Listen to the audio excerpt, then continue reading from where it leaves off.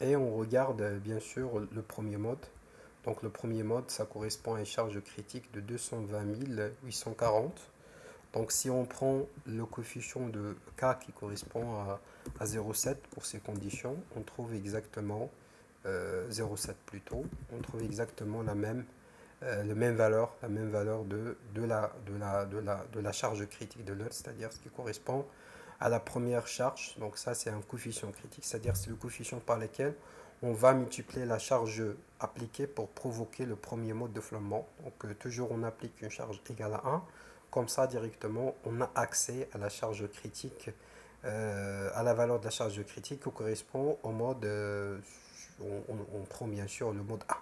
Voilà, là on a considéré l'étude d'Oncolombe, c'est-à-dire l'étude de flambement d'une structure avec des appuis rigides ou bien des appuis parfaits.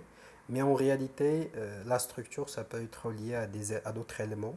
Donc ces éléments ne sont pas infiniment rigides, mais ils ont une certaine rigidité.